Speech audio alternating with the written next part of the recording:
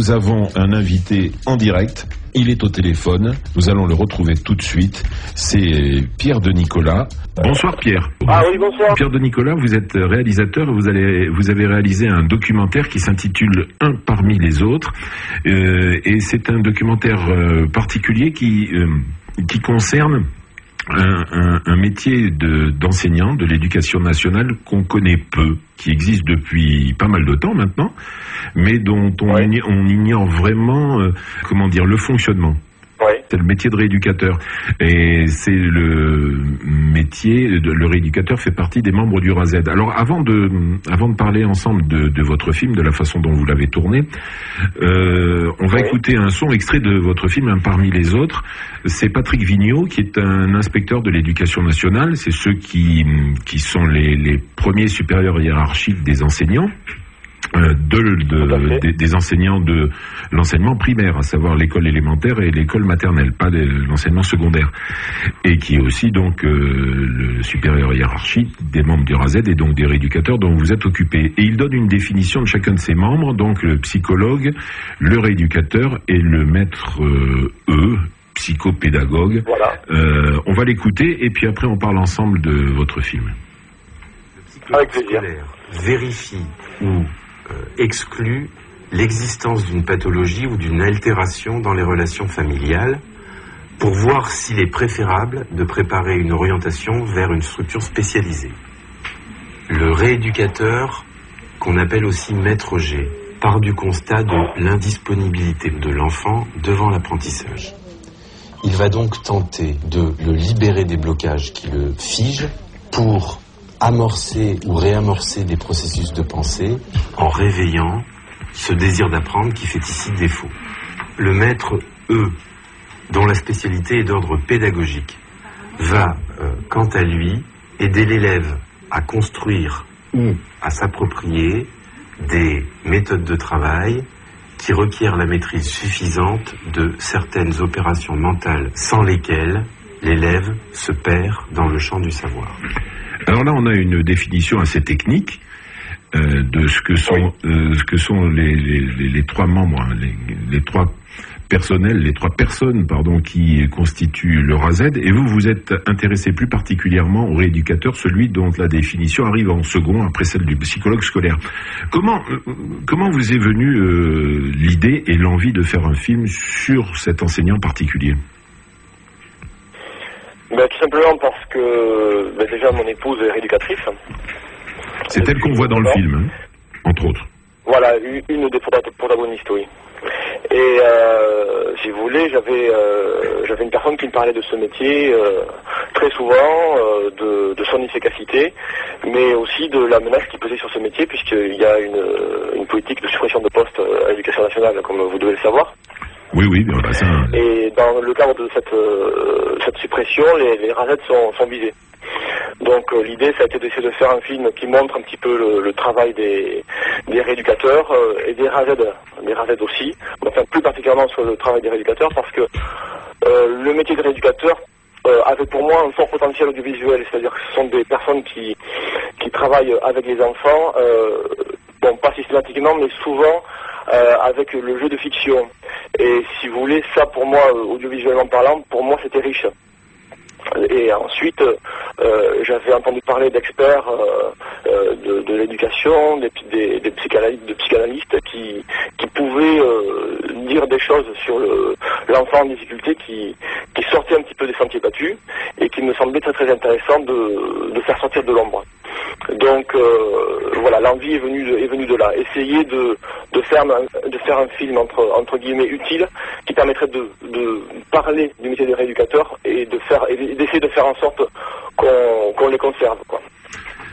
Alors, vous avez réussi, vous avez bénéficié, vous avez eu les autorisations, donc vous êtes entré, vous avez suivi des rééducateurs, vous les avez filmés en action et vous ponctuez donc votre propos, en fait ces images par les avis d'experts comme Serge Tisseron, Boris Cyrulnik, Jean-Pierre Klein aussi, qui sont neuropsychiatres ou qui montre et qui analyse, en fait, qui donne un éclairage théorique sur ce qui se passe à l'écran quand on voit un rééducateur ou la rééducatrice travailler avec un enfant.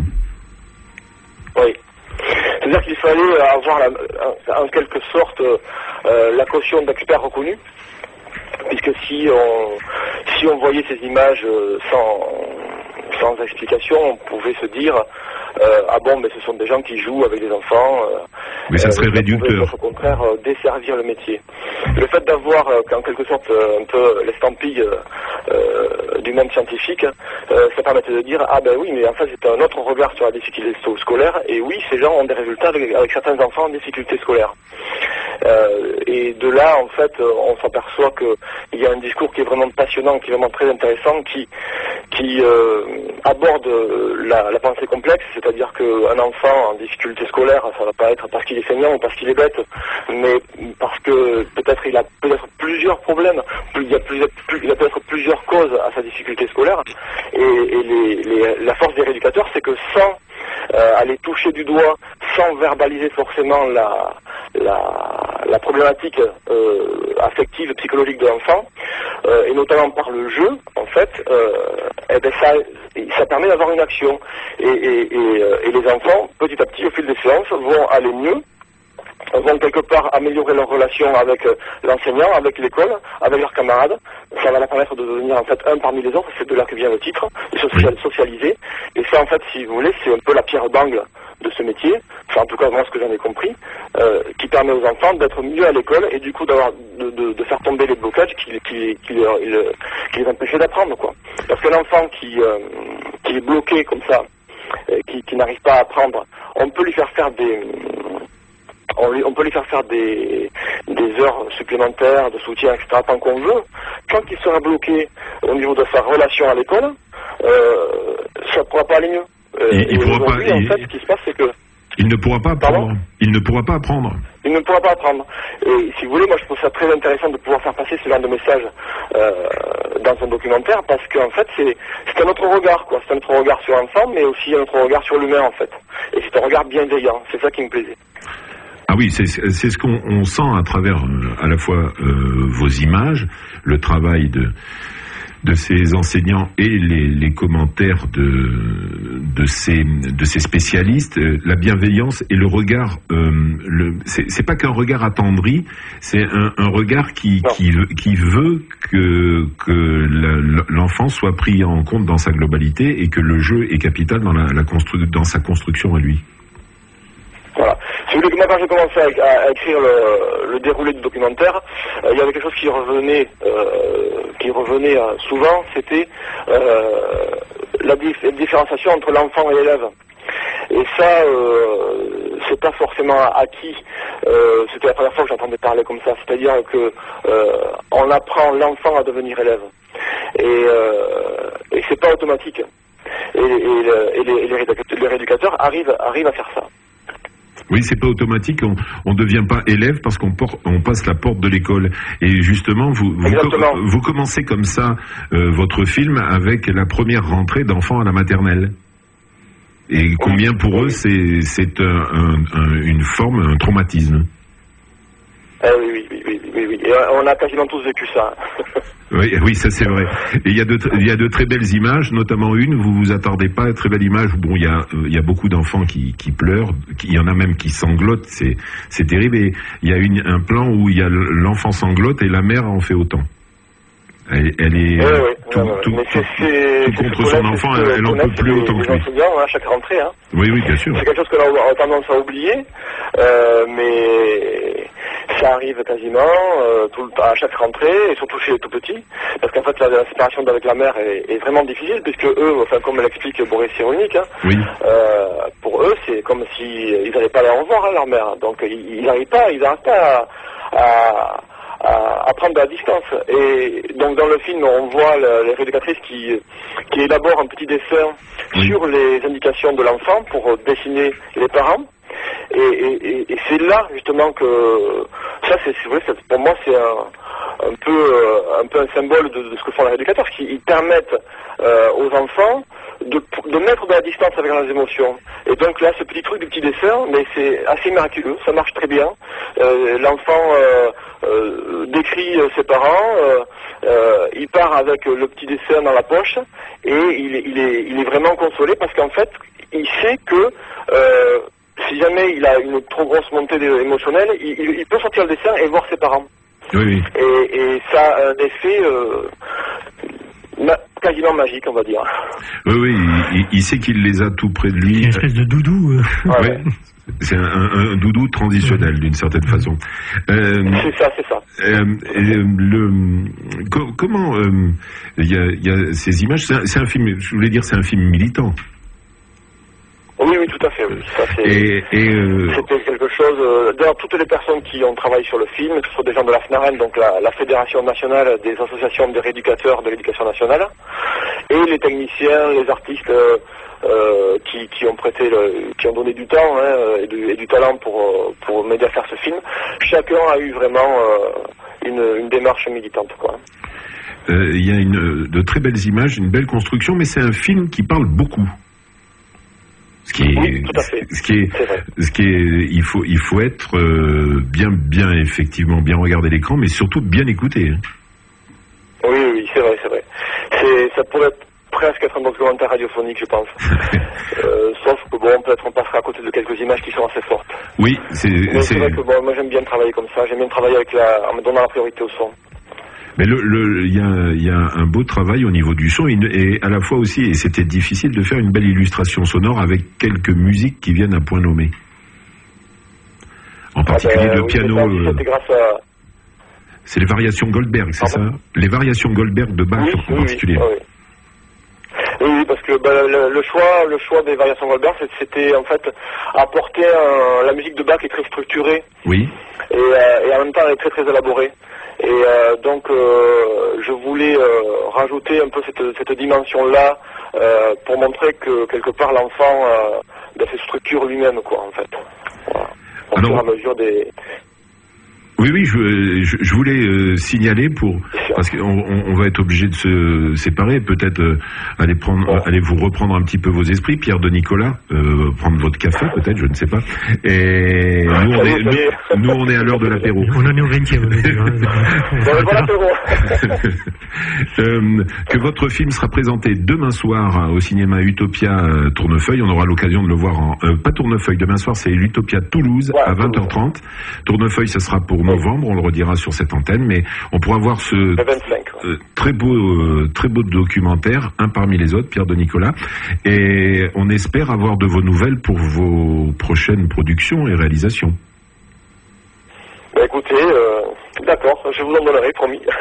Vous allez envoyer votre film à l'Élysée pour qu'il sache un peu ce qui se passe dans les Razed ou pas? Il est parti déjà, oui, il est parti à l'Élysée et on a reçu une lettre comme quoi il ne manquerait pas de le regarder. D'accord. Mais on n'a pas eu de retour après visionnage, si vous voulez, encore. D'accord. On attend. Ouais, si vous avez des retours, contactez-nous.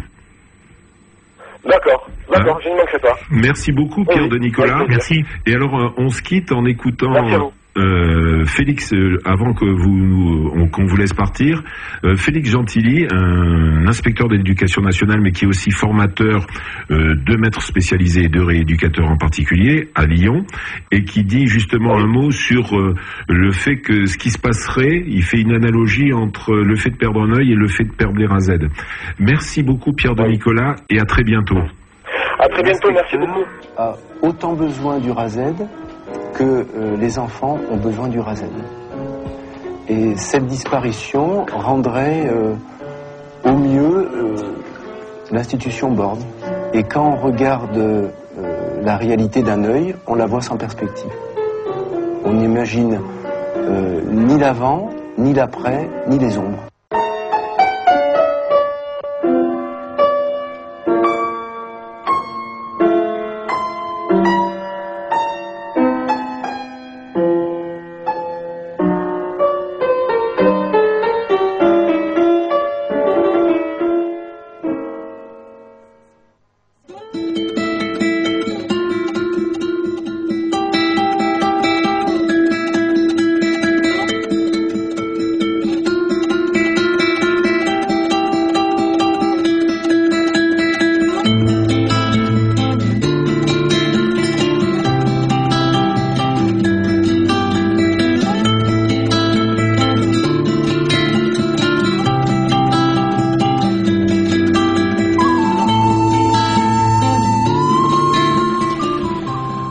Extrait de la bande originale du film Un parmi les autres, signé Pierre de Nicolas, des variations Goldberg interprétées par Yasuko Oyama et les premiers accords de la chanson Cygne, interprétée et écrite par Mumu dans la Lune. N'oubliez pas que le film de Pierre de Nicolas, Un parmi les autres, est projeté demain soir à 20h30 au cinéma Utopia Toulouse, demain soir 20h30. Présence.